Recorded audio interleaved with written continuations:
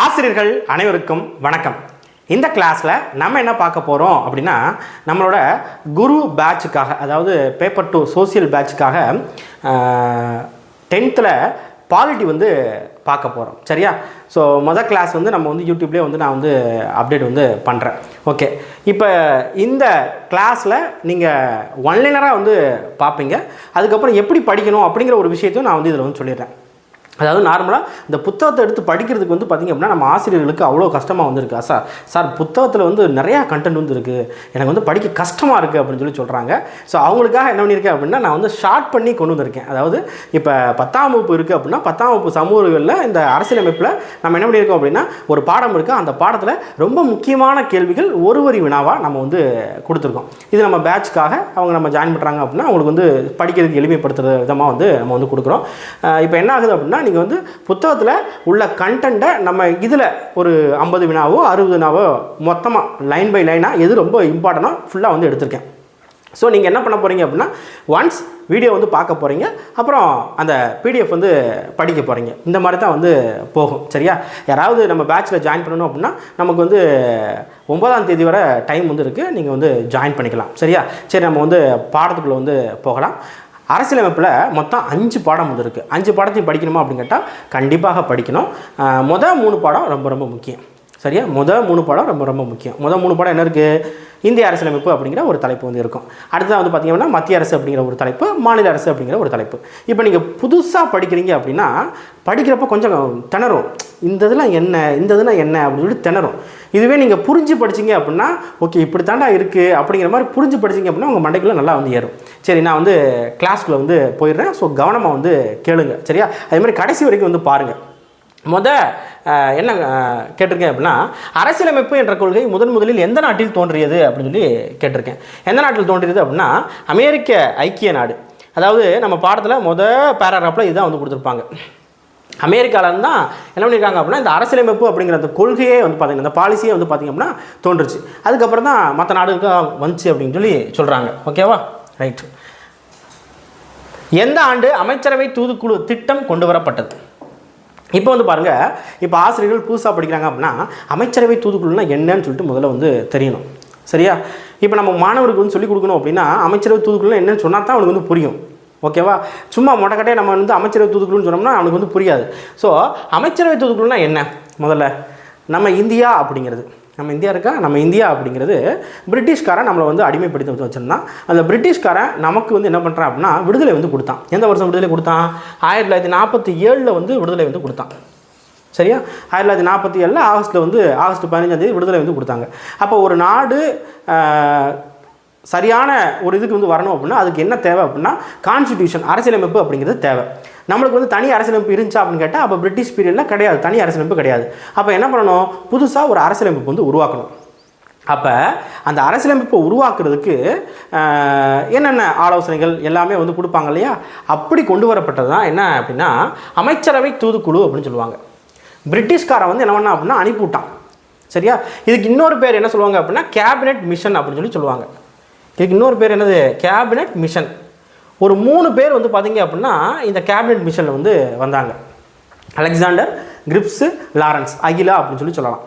Alexander, Cripps, Lawrence. இதில் வந்து நான் கொடுக்கல, இது புத்தகத்தில் வந்து இல்லை, இருந்தாலும் தெரிஞ்சு வச்சுக்கோங்க. சரியா? இந்த 3 பேர் வந்து வந்தாங்க. அதுக்கு பேர் தான் அமைச்சரவை தூதுக்குழுன்னு சொல்லுவாங்க. அதுக்கு பேர் இன்னொரு பேர் கேபினெட் மிஷன் அப்படின்னு சொல்லுவாங்க. எந்த வருஷம் வந்தாங்க? 1946 வந்து வந்தாங்க. நம்ம இந்தியாவுக்கு வந்து வந்தாங்க. இந்தியாவுக்கு வந்து அவங்க தான் அறிக்கை வந்து கொடுத்தாங்க. இந்த மாதிரி கான்ஸ்டிடியூஷன், அதாவது அமைச்சரவை தூதுக்குழு வராங்க, இந்த மாதிரி அரசியலமைப்பை உருவாக்குறதுக்கு என்ன பண்ணலாம் அப்படின்னா ஒரு டீம் வந்து ஃபார்ம் பண்ணணும், அரசியலமைப்பை உருவாக்கலாம் அப்படின்னு சொல்லிட்டு இவங்க தான் வந்து அறிக்கை வந்து கொடுப்பாங்க. எந்த குழு? அமைச்சரவை தூதுக்குழு அப்படின்னு சொல்லக்கூடிய கேபினெட் மிஷன் அப்படிங்கிற இந்த குழு. சரியா? இப்போ என்ன பண்ணிட்டீங்க? உங்கள் மண்டைகள் வந்து ஏற்றிடணும். அமைச்சரவை தூதுக்குழு இல்லைன்னா கேபினெட் மிஷன் எப்போ வந்து வந்துச்சு? 1946 வந்து வந்துச்சு. அதை வந்து மைண்டில் வந்து ஏற்றிக்கோங்க. சரியா? அரசியலமைப்பு நிர்ணய சபையில் இருந்த மொத்த உறுப்பினர் எண்ணிக்கை எவ்வளவு? அரசியலமைப்பு நிர்ணய சபை இப்போ அமைச்சரவை தூதுக்குழு வந்துட்டாங்களா? அமைச்சரவை தூதுக்குழு வந்த உடனே அவங்க என்ன பண்ணிட்டாங்க? அரசியலமைப்பு வந்து உருவாக்கலாம் அப்படின்னு சொல்லிட்டு போயிட்டாங்களா? அப்போ என்ன பண்ணணும்? முதல்ல அரசியலமைப்பு உருவாக்கணும் அப்படின்னா அதுக்கு என்ன தேவை? ஒரு டீம் வந்து தேவை. ஏன்னா ஒரு ஆளாக வந்து உருவாக்க முடியுமா? கிடையாது, உருவாக்க முடியாது. அப்போ ஒரு டீம் வந்து ஃபார்ம் பண்ணணும். சரியா? அதுக்கு பேர் தான் என்ன சொல்லுவாங்க அப்படின்னா அரசியலமைப்பு நிர்ணய சபை, கான்ஸ்டிடியூஷன் அசம்பிளி அப்படின்னு சொல்லுவாங்க. சரியா? இந்த அரசியலமைப்பு நிர்ணய சபை வந்து உருவாக்கிட்டாங்க. இவங்க வந்துட்டு போன உடனே வந்து என்ன பண்ணிட்டாங்க அப்படின்னா உருவாக்கிட்டாங்க. அப்போ அதில் வந்து நிறையா பேர் வந்து இருந்தாங்க. அந்த நிறையா பேர் எத்தனை பேர் அப்படின்னா 389 பேர். எத்தனை பேர்? 389 பேர். மைண்டில் ஏற்றிக்கோங்க, நல்லா மைண்டில் ஏற்றிக்கோங்க. 389 பேர் வந்து அரசியலமைப்பு நிர்ணய சபையில் இருந்தாங்க. அந்த 389 பேரில் எத்தனை பேர் தனித்தனியாக வந்து பிரிக்கலாம். ஒரு 292 பேர் மாகாண பிரதிநிதிகள். அதாவது பிரிட்டிஷ் பீரியடில் மாகாணம், இப்போ நம்ம மாநிலம் சொல்கிறோம்னா அதே மாதிரி மாகாணமாக பிரித்து வச்சுருந்தாங்க. அந்த மாகாணத்துலேருந்து ஒரு 292 பேர் இந்த டீமுக்கு வந்து வராங்க. இந்த 292 பேர் எப்படி வந்து எடுத்திருப்பாங்க அப்படின்னா 10 லட்சம் மக்களுக்கு ஒரு நபர் அப்படிங்கிற மாதிரி இது தெரியணும். மாகாண பிரதிநிதிகள் எப்படி வந்து செலக்ட் பண்ணாங்க?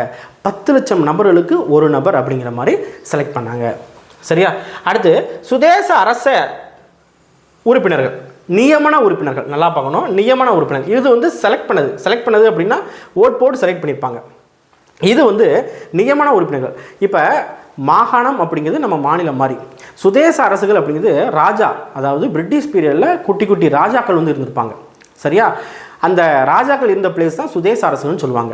இந்த சுதேச அரசுகளிலிருந்து எத்தனை பேர் வந்து வராங்க? 93 பேர். அதுவும் நியமன உறுப்பினர். அந்த ராஜா அவருக்கு பிடிச்ச ஆளை அவர் வந்து அனுப்பிவிடுவார், அப்பாயின்மெண்ட் பண்ணி அனுப்பிவிடுறாரு. 93 பேர். அடுத்து மாகாண முதன்மை ஆணையர்கள் சார்பில் ஒரு 3 பேர், சீஃப் ப்ரொவின்ஷியல் கமிஷனர் அப்படின்னு சொல்லுவாங்க. இந்த இப்போ வந்து நம்ம இதில் வந்து கமிஷனர் அப்படின்னு சொல்லி ஹை போஸ்டிங்கில் இருக்காங்க இல்லையா, அந்த மாதிரி அப்போ மாகாணத்துக்கு வந்து இந்த ஆணையர்கள் அப்படின்னு சொல்லி இருப்பாங்க. அந்த ஆணையர்கள் ஒரு 3 பேர். அடுத்து பலுசிஸ்தான் சார்பில் இவரும் ஒரு ஆணையராக தான் இருப்பார். இவர் ஒரு தாள். மொத்தம் 389 பேர். இதை கூட்டினீங்க அப்படின்னா 389 பேர் வந்து வரும். சரியா? 389 பேர் அப்படிங்கிறது அரசியலமைப்பு நிர்ணய சபையில் உள்ள உறுப்பினர் எண்ணிக்கை. அதில் நம்ம பிரித்தோம் அப்படின்னா அதில் மாகாண பிரதிநிதிகள் 292 பேர், சுதேச அரசோட நியமன உறுப்பினர் 93 பேர், மாகாண முதன்மை ஆணையர் சார்பில் 3 பேர், பலுசிஸ்தான் சார்பில் ஒரு ஆள் அப்படின்னு சொல்லி மைண்டில் வந்து ஏற்றுக்கோங்க. சரியா? ரைட். அடுத்து அரசியலமைப்பு நிர்ணய சபையின் முதல் கூட்டம் நடைபெற்ற நாள். ரொம்ப ரொம்ப ரொம்ப முக்கியமான ஒரு நாள்னால் இந்த நாள். அரசியலமைப்பு நிர்ணய சபை உருவாக்கிட்டாங்க இல்லையா, உருவாங்கினதுக்கப்புறம் ஒரு டீம் வந்து ஃபார்ம் பண்ணிட்டாங்க. எத்தனை பேர்? 389 பேர் இருந்தாங்களா? 389 பேர் படித்தோமா? இந்த 389 பேருக்கு ஒரு லீடர் வேணும்ல, ஒரு தலைவர் வந்து வேணும்ல. அப்போ அந்த தலைவர் வந்து செலக்ட் பண்ணணும் இல்லையா, அந்த செலக்ட் பண்ணுறதுக்காக என்ன பண்ணுறாங்க அப்படின்னா ஃபஸ்ட்டு கூட்டம் வந்து போடுறாங்க. எப்போ போடுறாங்க அப்படின்னா 1946 டிசம்பர் 9ஆம் தேதி. மைண்டில் நல்லா ஏற்றுக்கோங்க. 1946 டிசம்பர் 9ஆம் தேதி என்ன பண்ணுறாங்க அப்படின்னா முதல் கூட்டம் வந்து போடுறாங்க. முதல் கூட்டத்தில் என்ன பண்ணுறாங்க அப்படின்னா தலைவரை தேர்வு செய்யணும் அப்படின்னு சொல்லிட்டு போடுறாங்க. அடுத்து வந்து பாருங்கள், அரசியலமைப்பு நிர்ணய சபையின் தற்காலிக தலைவராக தேர்வு செய்யப்பட்டவர் யார்? கூட்டம் வந்து போட்டாங்களா? போட்ட உடனே தலைவர் வந்து செலக்ட் பண்ணணும் அப்படின்னு சொல்லி வராங்க. அப்போ என்ன பண்ணணும் அப்படின்னா நிறையா சலசலப்புகள் வந்து வருது. அப்போ இருக்கிறதுலையே நல்லா வயசானவர் யாருன்னு பாருங்கள் அப்படின்னு சொல்லி பார்க்குறாங்க. அப்போ இருக்கிறதுலையே நல்ல மூத்த நபராக யார் இருக்காங்க அப்படின்னா டாக்டர் சச்சிதானந்த சின்ஹா வந்து இருக்கார். அவர் என்ன பண்ணுறாங்க அப்படின்னா சரி இவரையே வந்து தலைவராக வந்து போட்டுருவோம் அப்படின்னு சொல்லிட்டு அரசியலமைப்பு நிர்ணய சபையோட தலைவராக அப்பாயின்மெண்ட் போட்டாங்க. ஆனால் அவர் வந்து பார்த்திங்க அப்படின்னா தற்காலிக தலைவர். சரியா? தற்காலிக தலைவர். இப்போ என்ன நடந்துடும் அப்படின்னா இந்த சம்பவம் வந்து நடந்துருச்சு, தலைவரை வந்து செலக்ட் பண்ணிட்டாங்க இல்லையா, அன்னைக்கே வந்து பார்த்தீங்க அப்படின்னா அவர் வந்து இறந்து போவார். ஸோ இறந்து போன உடனே தலைவராக செலக்ட் பண்ணிட்டா அவர் இறந்து போயிட்டார். அப்போ என்ன பண்ணணும்? அடுத்த தலைவரை செலக்ட் பண்ணணும் இல்லையா. அப்போ 2வது கூட்டம் வந்து போடுவாங்க. ஓகேவா? 1946 டிசம்பர் 9 முதல் கூட்டம், 2வது கூட்டம் ஒரு நாள் தள்ளி. எப்போ அப்படின்னா 1946 டிசம்பர் 11 ஒரு நாள் விட்டு. சரியா? மைண்டில் நல்லா ஏற்றுக்கோங்க. ஒரு நாள் விட்டு. எதுக்காக? அவர் இறந்து போயிட்டார் இல்லையா, அப்போ என்ன பண்ணணும்? புதுசாக ஒரு தலைவர் வந்து செலக்ட் பண்ண முடியா, அதுக்காக. அதில் தான் யாரை செலக்ட் பண்ணுவாங்க அப்படின்னா ராஜேந்திர பிரசாத் அப்படிங்கிற நம்மளோட இந்தியாவோட முதல் குடியரசுத் தலைவரை என்ன பண்ணுவாங்க அப்படின்னா செலக்ட் பண்ணுவாங்க. அதாவது குடியரசுத் தலைவர் செலக்ட் பண்ணல, அவர் இந்தியாவோட முதல் குடியரசுத் தலைவராக இருந்தார். அவரை தான் என்ன பண்ணுறாங்க அப்படின்னா அரசியலமைப்பு நிர்ணய சபையோட தலைவராக அப்படி இல்லைன்னா நிரந்தர தலைவராக செலக்ட் பண்ணாங்க. அடுத்த கேள்வி வந்து பாருங்கள், அரசியலமைப்பு நிர்ணய சபையோட நிர்ணய சபையோட நிரந்தர தலைவர் யாருன்னு கேட்குறப்ப டாக்டர் ராஜேந்திர பிரசாத். தற்காலிக தலைவர்னா மட்டும்தான் சச்சிதானந்த சின்ஹாவை போடணும். சரியா? தலைவர் நிரந்தர தலைவர் அப்படின்னு பார்க்குறப்ப யாரை போடணும் அப்படின்னா டாக்டர் ராஜேந்திர பிரசாத் தான் போடணும். அதே மாதிரி முதல் கூட்டத்தில் அரசியலமைப்பு நிர்ணய சபையோட தலைவர்னு கேட்டால் சச்சிதானந்த சின்ஹா வந்து போடலாம். ஓகேவா? ரைட். அப்படியே நீங்கள் என்ன பண்ணணும் அப்படின்னா நான் சொல்ல சொல்ல உங்கள் காதுக்குள்ளே வந்து அப்படியே வந்து ஏற்றுங்க. ரைட். அடுத்து வந்து பாருங்கள், அரசியலமைப்பு நிர்ணய சபையின் துணைத் தலைவர் யார்? இப்போ தலைவர் வந்து செலக்ட் பண்ணாங்களா, அதே மாதிரி துணைத் தலைவர் வந்து செலக்ட் பண்ணாங்க. 2 பேர் வந்து செலக்ட் பண்ணாங்க. ஒன்று ஹச்சி முகர்ஜி அப்படிங்கிற ஒருத்தர், இன்னொருத்தர் விடி கிருஷ்ணமாச்சாரி. ஹச்சி முகர்ஜியை ஃபஸ்ட்டு வந்து செலக்ட் பண்ணியிருப்பாங்க, அடுத்து விடி கிருஷ்ணமாச்சாரியை 2வது வந்து செலக்ட் பண்ணியிருப்பாங்க. அப்போ அரசியலமைப்பு நிர்ணய சபைக்கு 2 துணைத் தலைவர்கள் இருக்காங்க. யார் யார்? ஹச்சி முகர்ஜி, விடி கிருஷ்ணமாச்சாரி. அடுத்து வந்து பாருங்கள், அரசியலமைப்பு நிர்ணய கூட்டத்தொடர் எத்தனை அமர்வுகளாக எத்தனை நாட்கள் நடைபெற்றது? அதாவது செஷன் அப்படின்னு சொல்லுவாங்க. இத்தனை செஷன், ஒரு செஷன் வந்து நடக்குது அப்படின்னா அதில் வந்து விவாதம் வந்து பண்ணுவாங்க. இந்த சட்டத்தை வந்து கொண்டு வரலாமா, அந்த சட்டத்தை வந்து இது வந்து வேணுமா வேணாமா எல்லாம் டிஸ்கஷன் பண்ணி தான் வந்து அரசியலமைப்பு வந்து கொண்டு வர முடியும். அப்போ எத்தனை அமர்வுகளாக நடந்துச்சு அப்படின்னா 11 அமர்வுகளாக நடந்துச்சு. 11 அமர்வுகளாக 166 நாட்கள் இந்த அமர்வுகள் வந்து நடந்துச்சு. சரியா? ரைட். அடுத்து வந்து பாருங்கள், அரசியலமைப்பு நிர்ணய சபை கூட்டத்தின் போது எத்தனை திருத்தங்கள் முன்வைக்கப்பட்டன? அதாவது திருத்தங்கள் அப்படின்னா இப்போ ஒரு டீம் வந்து இருப்பாங்க, ஒரு டீம் வந்து இருக்காங்க. அந்த ஒரு டீமும் ஒரு சட்டம் வந்து கொண்டு வருவாங்க. இந்த சட்டத்தை கொண்டு வரலாமா, அந்த சட்டத்தை கொண்டு வரலாமா அப்படின்னு சொல்லிட்டு, இல்லை இந்த சட்டம் வேண்டாம், சரியா, இந்த சட்டத்தை தூக்குங்க. இந்த மாதிரி திருத்தம் பண்ணுறது எத்தனை திருத்தம் அப்படின்னா 2473 திருத்தம் வந்து பண்ணியிருக்காங்க. அடுத்து அரசியலமைப்பு சட்ட வரைவுக்குழு தலைவர் யார்? இது முக்கியமான கேள்வி. அதாவது அரசியலமைப்பு நிர்ணய சபையில் நிறைய டீம் வந்து ஃபார்ம் பண்ணியிருப்பாங்க. கமிட்டி, குழு எல்லாமே ஒன்று தான். சரியா? இந்த டீமில் ரொம்ப முக்கியமான டீம் எதுன்னு கேட்டால் இந்த வரைவு குழு, டிராஃப்டிங் கமிட்டி அப்படின்னு சொல்லுவாங்க. இந்த வரைவு குழு தான் ரொம்ப முக்கியமான கமிட்டி. இந்த வரைவு குழுக்கு தலைவராக இருந்தவர் தான் யார் அப்படின்னா டாக்டர் B.R. அம்பேத்கர் அப்படின்னு சொல்லுவாங்க. சரியா? அதனால தான் இவரை வந்து என்ன சொல்லுவாங்க அப்படின்னா இந்திய அரசியலமைப்பின் தந்தை அப்படின்னு சொல்கிறாங்க. ஏன் அப்படின்னா இப்போ இந்த வரைவு குழு மாதிரியே வந்து மாகாண குழு, சரியா, நெறிமுறைகள் குழு, இந்த மாதிரி நிறைய வந்து இருக்குது. ஓகேவா? நிர்வாக குழு, இந்த மாதிரி எக்கச்சக்கமாக வந்து இருக்குது. கொடிக்குழு, இந்த குழுக்களில் அந்த குழுக்கள்லாம் வேலையை வந்து அவங்கவுங்க பார்த்துக்கிட்டு இருப்பாங்க.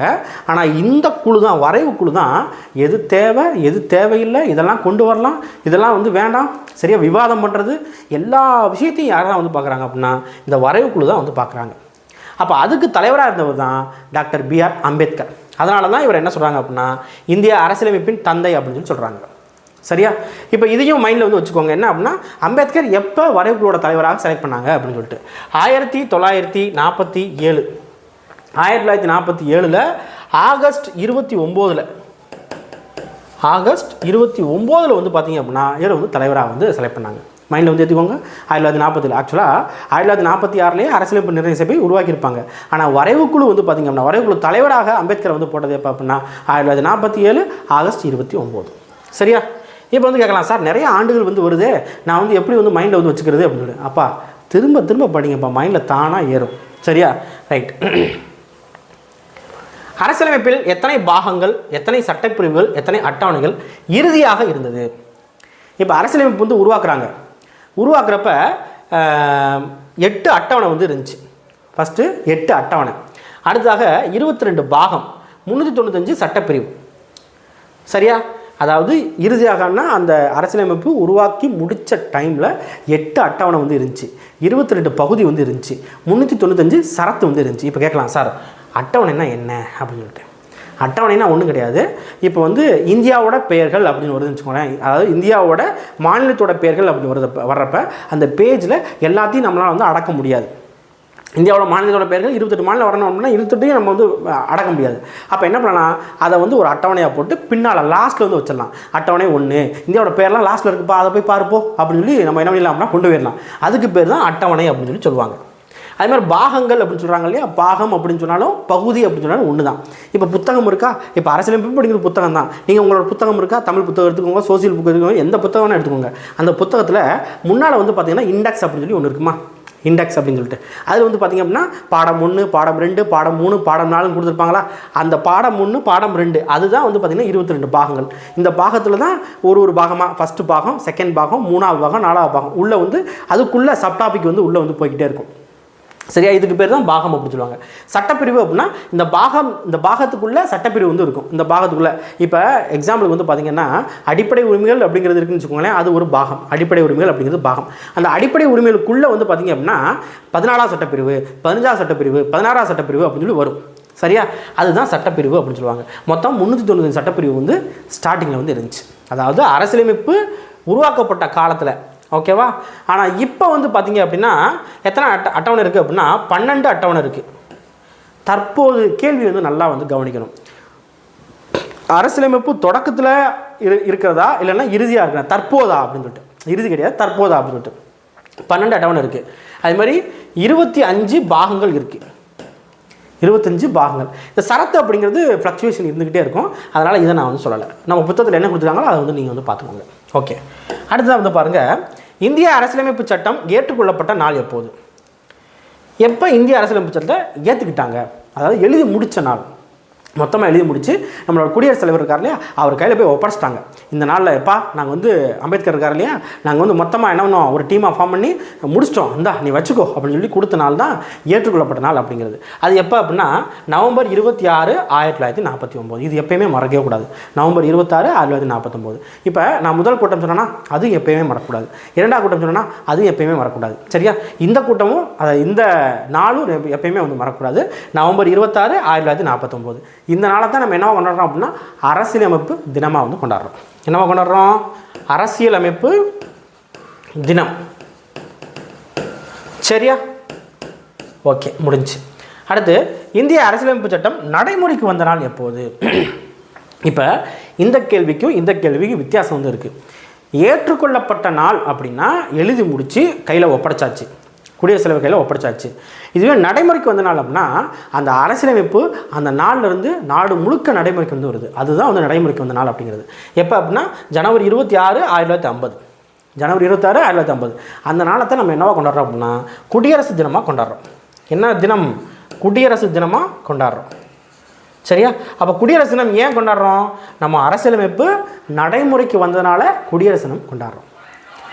விடுதலை சுதந்திர தினம் ஏன் கொண்டாடுறோம்? நம்ம அன்றைக்கி விடுதலை வாங்கணும், அதனால் சுதந்திர தினம் கொண்டாடுறோம். இந்த ரெண்டுக்கு வித்தியாசம் வந்து இருக்கணும். சரியா? ரைட். நம்ம வந்து என்ன, நம்ம வந்து ஆசிரியர்கள் அப்படிங்கிறப்ப நம்ம எல்லா விஷயத்தையும் நம்ம வந்து கரைச்சி குடிச்சிருக்கணும். ஓகேவா? இது தெரியல அப்படின்னு சொல்லி இருக்கக்கூடாது, தெரிஞ்சுக்கணும். புதுசாக வந்து என்ன பண்ணிக்கணும் அப்படின்னா தெரிஞ்சுக்கணும். ரைட். அடுத்து, இந்திய அரசியலமைப்பு சட்டத்தை இத்தாலிய பாணியில் கைப்பட எழுதியவர் யார்? இத்தாலிக் ஸ்டைல் அப்படின்னு சொல்லுவாங்க. இத்தாலிய பாணி கிடையாது, இத்தாலிக் ஸ்டைல். ஆங்கிலத்தில் தான் வந்து எழுதியிருப்பார். இவர் பேர் என்ன அப்படின்னா பிரேம் பெஹாரி நரேன் ரைஜடா. பிரேம் பெஹாரி நரேன் ரைஜடா. இவர் தான் நம்மளோட அரசியலமைப்பை கைப்பட ஆங்கிலத்தில், அதாவது இங்கே வந்து நம்ம ஸ்கூல் புக்கில் என்ன கொடுத்துருப்பாங்க அப்படின்னா இத்தாலிய பாணி அப்படின்னு சொல்லுவாங்க. இத்தாலிய பாணி அப்படின்னா சாட்சி வந்து எழுதுறது. ஆனால் இவர் வந்து ஆங்கிலத்தில் தான் வந்து எழுதியிருப்பார். பிரேம் பெஹாரி நரேன் ரைஜடா அப்படிங்கிறது. சரியா? ரைட். அடுத்து, அரசியலமைப்பிற்கு அறிமுகம் அல்லது முன்னுரை என்பதை குறிப்பது எது? அரசியலமைப்புக்கு அறிமுகம் அப்படி இல்லைன்னா முன்னுரை எது அப்படின்னா முகவுரை அப்படின்னு சொல்லுவாங்க. முகவுரை அப்படின்னா பிரியாம்பிள், அதாவது நம்ம புத்தகத்தில் வந்து முன்னுரை அப்படின்னு சொல்லி இருக்கா. நார்மலாக ஒரு உங்களோட ஸ்கூல் புக்கு எடுக்கிறீங்க அப்படின்னா அப்போ முன்னுரை அப்படின்னு சொல்லி இருக்கும். வேறு ஏதாவது கவிதை புக்கோ இல்லைன்னா இலக்கிய புக்கோ எடுக்குன்னா முன்னுரை அப்படின்னு சொல்லி இருக்கும். அந்த மாதிரி நம்ம அரசியலமைப்புக்கு எது முன்னுரை அப்படின்னு கேட்டால் முகவுரை அப்படிங்கிற ஒரு விஷயம் வந்து இருக்கும், அதுதான் முன்னுரை அப்படின்னு சொல்லுவாங்க. அடுத்து, ரொம்ப முக்கியமானது, அரசியலமைப்பின் திறவுகோல் என குறிப்பிடப்படுவது என்ன? இந்த முகவுரை தான் திறவுகோல். Key of the Indian constitution என்ன அப்படின்னா இந்த முகவுரை அப்படின்னு சொல்லுவாங்க. அரசியலமைப்பின் முகவுரை ஏற்றுக்கொள்ளப்பட்ட நாள் எப்போது? இப்போ கேள்வி நல்லா வந்து பாருங்கள். அரசியலமைப்பு ஏற்றுக்கொள்ளப்பட்ட நாள் அப்படின்னு பார்க்குறப்ப நம்ம வந்து என்ன சொல்லணும்? நவம்பர் 26, 1949 சொல்லணும். இது எனது அரசியலமைப்பின் முகவுரை ஏற்றுக்கொள்ளப்பட்ட நாள். கேள்வியை நல்லா வந்து பார்க்கணும். முகவுரை ஏற்றுக்கொள்ளப்பட்ட நாள் எப்போ அப்படின்னா ஜனவரி 22, 1947. ஜனவரி 22, 1947. சரியா? எந்த தீர்மானத்தின் அடிப்படையில் இந்திய அரசியலமைப்பின் முகவுரை அமைந்துள்ளது? இந்த முகவுரை இருக்கு இல்லையா, எதன் அடிப்படையில் அமைஞ்சிருக்குது அப்படின்னு கேட்பாங்க. எதன் அடிப்படையில் அமைஞ்சிருக்கு அப்படின்னா ஜவஹர்லால் நேருவோட குறிக்கோள் தீர்மானம். இந்த குறிக்கோள் தீர்மானம் வந்து ஜவஹர்லால் நேரு வந்து ஏற்றிருப்பார். எப்போ ஏற்றிருப்பார்? இப்போ முதல் கூட்டம் எப்போ பார்த்தோம்? டிசம்பர் 9 பார்த்தோமா, 1946 அப்படின்னு சொல்லிட்டு. ரெண்டாவது கூட்டம் டிசம்பர் 11 பார்த்தோமா. அடுத்து வந்து பார்த்திங்க அப்படின்னா இப்போ முதல் கூட்டத்துக்கு ரெண்டாவது கூட்டத்துக்கும் இடையில வந்து ஒரு நாள் இருக்கா. அதே மாதிரி டிசம்பர் 13 வந்து பார்த்திங்க அப்படின்னா டிசம்பர் 13 1946 1946 என்ன பண்ணிப்பார் அப்படின்னா ஜவஹர்லால் நேரு ஒரு ஸ்பீச் வந்து கொடுத்துருப்பார். அதுதான் அப்ஜெக்டிவ் ரெசல்யூஷன் அப்படிங்கிறது. அந்த அப்ஜெக்டிவ் ரெசல்யூஷன் அந்த குறிக்கோள் தீர்மானம், நான் இங்கிலீஷ் சொல்கிறேன், குறிக்கோள் தீர்மானம் பேசியிருப்பார். அதை வந்து என்ன பண்ணியிருப்பாங்க அப்படின்னா எடுத்திருப்பாங்க. குறிக்கோள் தீர்மானத்தை நம்ம வந்து ஏற்றுக்குவோம் அப்படின்னு சொல்லிட்டு எப்போ ஏற்றுக்கிடுவாங்க அப்படின்னா ஜனவரி 22, 1947. பேசுனது டிசம்பர் 13, 1946. ஏற்றுக்கிட்டது ஜனவரி 22, 1947. சரியா? முகவுரை எத்தனை முறை திருத்தப்பட்டுள்ளது? முகவுரை இருக்கு இல்லையா, அந்த முகவுரை எத்தனை முறை திருத்தப்பட்டுள்ளது? எத்தனை முறை அப்படின்னா ஒரே ஒரு முறை வந்து திருத்தப்பட்டிருக்குது. எப்போ திருத்தினாங்க அப்படின்னா 1976 வந்து திருத்தினாங்க. 42வது சட்ட திருத்தம் அடிப்படையில் திருத்தினாங்க.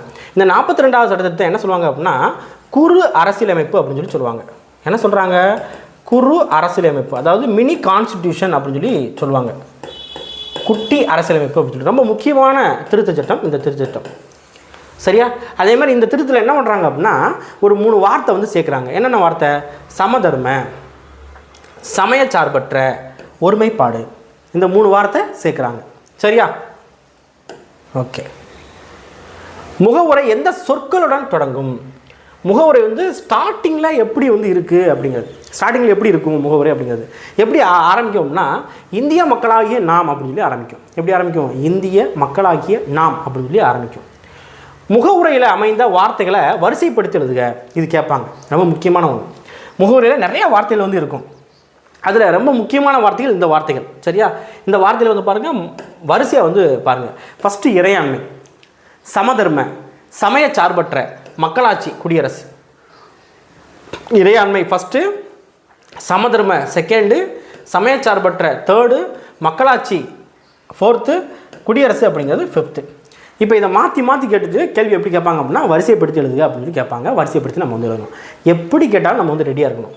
சரியா? அப்போ ரெடியாக இருக்குன்னா எப்போ வரும்? நம்ம படிக்க தான் வந்து ரெடியாக வந்து வருவோம். சரியா? சும்மா வந்து நான் வந்து என்ன பண்ணுறேன்னா சும்மா நான் வந்து மேலோட்டமாக வந்து பார்த்துட்டு நான் ரெடியாக இருக்கேன் அப்படின்னு சொன்னால் அதெல்லாம் வந்து கணக்கில் வந்து வராது. அடுத்து முகவரியோட நோக்கம் என்ன? முகவருடைய நோக்கம் என்ன அப்படின்னா இந்திய குடிமக்கள் எல்லாருக்குமே சமூக பொருளாதார அரசியல் நீதி அப்படின்னு சொல்லிட்டு எல்லாத்துலேயுமே பாதுகாப்பு கொடுக்குறதா நோக்கம். இது ரொம்ப பெரிய இம்பார்ட்டன்ட் வந்து கிடையாது. ஜஸ்ட்டு நான் லைன் பை லைனாக எடுத்துக்கிறதுனால ரொம்ப முக்கியமானது ஃபுல்லாக எடுத்திருக்கேன். அடுத்து பிரெஞ்சு புரட்சியின் போது முழங்கப்பட்ட எந்த முழக்கங்கள் முகவுரையில் முக்கியத்துவம் தரப்பட்டுள்ளது? முகவுரையில் நிறையா வார்த்தைகள் இருக்குன்னு சொன்னால் அதில் ஒரு சில வார்த்தைகள் பிரெஞ்சு புரட்சி 1789 வந்து பிரெஞ்சு புரட்சி நடந்திருக்கும். அதில் வந்து ஒரு சில வார்த்தைகள் வந்து எடுத்துருப்பாங்க. என்னென்ன அப்படின்னா சுதந்திரம் அப்படிங்கிற ஒரு வார்த்தை, சமத்துவம் அப்படிங்கிற ஒரு வார்த்தை, சகோதரத்துவம் அப்படிங்கிற ஒரு வார்த்தை. இந்த வார்த்தையை வந்து என்ன பண்ணிப்பாங்கன்னு எடுத்திருப்பாங்க. சுதந்திரம், சமத்துவம், சகோதரத்துவம் அப்படிங்கிறது. சிட்டிசன் எனும் சொல் லத்தீன் சொல்லிலிருந்து பெறப்பட்டது. அதாவது எந்த லத்தீன் சொல்லிலிருந்து பெறப்பட்டது? சிட்டிசன் அப்படிங்கிற அந்த வார்த்தை எந்த லத்தீன் சொல் அப்படின்னா சிவிஸ் அப்படிங்கிற லத்தீன் சொல். சரியா? சிவிஸ் அப்படின்னா ஒரு நகர அரசில் வசிப்பவர் அப்படின்னு சொல்லி அர்த்தம். ஓகேவா? சரி. குடியுரிமை பற்றி குறிப்பிடும் அரசியலமைப்பு பகுதி என்ன? குடியுரிமை பற்றி குறிப்பிடுற அரசியலமைப்பு பகுதி எது அப்படின்னா பகுதி 2. சரியா? இப்போ பகுதியில் வந்து கிட்டத்தட்ட ஒரு 25 பகுதியில் இருக்குன்னு பார்த்தோன்னா அதில் எந்த பகுதி குடியுரிமை பற்றி பேசுது? எந்த பகுதி அப்படின்னா பகுதி 2 வந்து குடியுரிமை பற்றி பேசுது. சரியா? அதே மாதிரி இந்த குடியுரிமை எந்த ஆர்டிக்கிள்லேருந்து எந்த ஆர்டிக்கிள் வரைக்கும், எந்த ஆர்டிக்கிள்லேருந்து எந்த ஆர்டிக்கிள் வரைக்கும் அப்படின்னா 5லேருந்து 11 வரைக்கும். எத்தனை? 5லேருந்து 11 வரைக்கும். ஓகேவா? சரி. அப்போ குடியுரிமைனா மைண்டுக்குள்ள வந்து ஏற்றுங்க. குடியுரிமை பகுதி 2 அல்லது பார்ட் 2 அப்படின்னு சொல்லி மைண்டில் வச்சுக்கோங்க. ஆர்டிக்கல் எதுலேருந்து எது வரைக்கும்? 5லேருந்து 11 வரைக்கும். இப்போ அப்படியே வந்து மைண்டில் வந்து எதுக்குங்க 1லேருந்து 4 வரைக்கும் இந்தியா பற்றி பேசுது அப்படிங்கிறது. இந்தியாவோட மாநிலங்கள் பற்றி அதை பற்றி பேசுகிறது தான் 1லேருந்து 4 வரைக்கும். ஆர்டிக்கல் 1லேருந்து 4 வரைக்கும். 5லேருந்து 11 வரைக்கும் எதை பற்றி பேசுது? குடியுரிமை பற்றி பேசுது. அதாவது யாரெல்லாம் இந்திய குடிமகன் அப்படின்னு சொல்லி இந்த ஆர்டிக்கல் 5லேருந்து 11 வரைக்கும் சொல்லியிருப்பாங்க. அதுதான் வந்து குடியுரிமை அப்படிங்கிறது.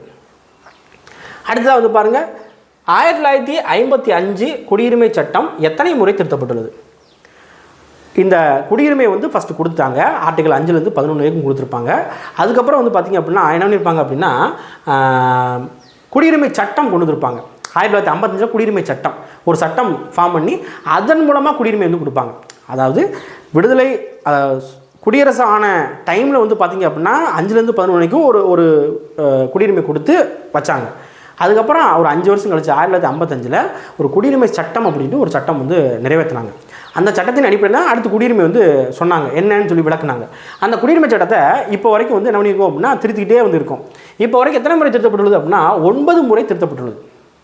பழைய வருஷன் இருந்தால் 8 முறைன்னு சொல்லி கொடுத்துருப்பாங்க. இது புது வருஷனில் 9 முறை வந்து திருத்தப்பட்டிருக்கு அப்படின்னு சொல்லி இருக்குது. ரைட். அடுத்து குடியுரிமை சட்டம் 1955 படி ஒருவர் எத்தனை முறையில் குடியுரிமை பெற முடியும்? 1955 அடிப்படையில் எத்தனை முறையில் குடியுரிமை பெறலாம் அப்படின்னா 5 வழியில் வந்து குடியுரிமை பெறலாம். எதன் மூலமாக? பிறப்பின் மூலமாக. நம்ம இந்தியாவில் பிறந்தால் உனக்கு குடியுரிமை இருக்குது. வம்சாவளி மூலமாக, அதாவது அவங்களோட இப்போ நான் வந்து இருக்கேன்னு வச்சுக்கோங்க, நான் ஃபாரினில் வந்து இருக்கேன், ஆனால் எங்கள் அப்பா வந்து பார்த்திங்கன்னா இந்தியாக்காரர். அப்போ அதுதான் வந்து வம்சாவளி அப்படின்னு சொல்லுவாங்க. அந்த வம்சாவளி மூலமாக என்ன பண்ணலாம் அப்படின்னா குடியுரிமை வந்து வாங்கலாம். அடுத்து பதிவின் மூலமாக, ரெஜிஸ்ட்ரேஷன் பண்ணுறது மூலமாக வந்து குடியுரிமை வாங்கலாம். இயல்புரிமை மூலமாக. சரியா? இப்போ வெளிநாட்டுக்காரங்க வந்து இங்கே வந்து இருக்காங்க, இல்லை அப்படின்னா இங்கே வந்து கவர்மெண்ட்டுக்காக வேலை பார்க்குறாங்க அப்படின்னா அவங்க இயல்புரிமை, இயல்பாக வந்து என்ன பண்ணலாம் அப்படின்னா குடியுரிமை கேட்கலாம். அடுத்து பிரதேச இனவின் மூலமாக குடியுரிமை. இப்போ நம்ம நாடு கூட இப்போ எக்ஸாம்பிளுக்கு ஒரு பாகிஸ்தான் வந்து நம்ம கூட சேர்ந்துச்சுக்கோங்களேன், அப்போ டேரெக்டாக என்ன ஆயிரும் அப்படின்னா குடியுரிமை வந்துடும். அதுதான் பிரதேச இனவுன்னு சொல்லுவாங்க. டோட்டலாக எத்தனை வழிகளில்? 5 வழிகளில் வந்து குடியுரிமை வந்து பெறலாம். சரியா? அடுத்து குடியுரிமை சட்டம் 1955 படி ஒருவர் எத்தனை வழிகளில் குடியுரிமை இழக்க முடியும்? எத்தனை வழிகளில் அப்படின்னா 3 வழிகளில் வந்து இழக்கலாம். ஃபஸ்ட்டு இழத்தல், ரெண்டாவது துரத்தல். ஃபஸ்ட்டு துரத்தல், அடுத்து முடிவுறச் செய்தல், அடுத்து இழத்தல். ஃபஸ்ட்டு இழத்தல் இல்லை, ஃபஸ்ட்டு வந்து பார்த்திங்க அப்படின்னா துரத்தல், அடுத்து முடிவுறச் செய்தல், அடுத்து இழத்தல். துரத்தல் அப்படின்னா தாமாகவே வந்து துரத்தல், எனக்கு வேண்டாம், இந்த சிட்டிசன்ஷிப் வந்து வேண்டாம் அப்படின்னு சொல்கிறது தான் துரத்தல் அப்படிங்கிறது. முடிவுறச் செய்தல் அப்படின்னா இப்போ நம்ம வந்து வேறு நாட்டுக்கு வந்து போயிட்டோன்னு வச்சுக்கோங்களேன், அங்கே சிட்டிசன்ஷிப் வாங்கிட்டோம் அப்படின்னா தானாக இங்கே வந்து முடிவுக்கு வந்துடும். தானாக மீன்ஸ் என்ன அப்படின்னா நம்ம இந்தியாவில் உள்ள சிட்டிசன்ஷிப் முடிஞ்சு போகும். இழத்தல் அப்படின்னா இங்கே நம்ம குடியுரிமை வாங்கி வச்சுருக்காங்க அப்படின்னா, வெளிநாட்டுக்காரன் இங்கே வந்து குடியுரிமை வாங்கி வச்சுருக்கான் அப்படின்னா அவன் ஏதாவது தப்பு பண்ணிவிட்டு ஜெயிலில் போய் இருந்தான்னு வச்சுக்கோங்களேன், அவனுக்கு வந்து என்ன ஆயிரும் அப்படின்னா குடியுரிமையை இழந்துருவாங்க. சரியா? இதுதான் வந்து துரத்தல், முடிவுரைச்சுதல், இழத்தல் அப்படிங்கிறது. ஓகே. அடுத்து அடிப்படை உரிமைகள் பற்றி குறிப்பிடும் பகுதி எது? அடிப்படை உரிமைகள் நிறையா உரிமைகள், சாதாரண சட்ட உரிமை இருக்குது. அடிப்படை உரிமை அப்படிங்கிறது நம்ம என்ன பண்ணலாம், இப்போ சாதாரண சட்ட உரிமை மீறப்படும் போது நம்ம என்ன பண்ண முடியும் அப்படின்னா டேரெக்டாக வந்து ஹைகோர்ட்டையோ சுப்ரீம் கோர்ட்டையோ அணுக முடியாது. சரியா? இப்போ உங்களுக்கு வந்து ஏதோ ஒரு பிரச்சனை வந்து நடக்குது அப்படின்னா உங்கள் மாவட்டத்தில் உள்ள கோர்ட்டுக்கு தான் வந்து போக முடியும். ஆனால் இந்த அடிப்படை உரிமைகள் அப்படின்னு அரசியலமைப்பில் இருக்குது. அந்த அடிப்படை உரிமைகள் உங்களுக்கு வந்து மீறப்படுது அப்படின்னா நீங்கள் டேரெக்டாக என்ன பண்ணலாம், ஹைகோர்ட்டுக்கு வந்து போகலாம். சரியா? டேரெக்டாக என்ன பண்ணலாம், ஃபஸ்ட்டு நம்ம ஹைகோர்ட்டுக்கு போனோம், அடுத்து சுப்ரீம் கோர்ட்டுக்கு வந்து போகலாம். அதுதான் வந்து இந்த அடிப்படை உரிமைகள் அப்படிங்கிறது. இந்த அடிப்படை உரிமைகள் அப்படிங்கிறது பகுதி எத்தனையில் இருக்குது அப்படின்னா பகுதி 3ல் வந்து இருக்குது. இப்போ பகுதின்னு பார்க்குறப்ப நம்ம என்ன பண்ணணும் அப்படின்னா நம்ம இதுக்கு முன்னாடி பகுதின்னு ஏதோ படித்தோமே ஞாபகத்துக்கு வந்து வரணும். இப்படி தான் வந்து படிக்கணும். பகுதின்னு ஒன்று படித்தோமே, பகுதி 2 குடியுரிமை அப்படின்னு சொல்லி படித்தோம் அப்படிங்கிறத ரீகால் பண்ணணும், அசை போட்டுக்கிட்டே இருக்கணும். சரியா? பகுதி 3 என்ன அப்படின்னா அடிப்படை உரிமை. ஆர்டிகல் எதுலேருந்து எது வரைக்கும்? 12லேருந்து 35 வரைக்கும். நம்ம இதுக்கு முன்னாடி குடியுரிமை எப்படி பார்த்தோம்?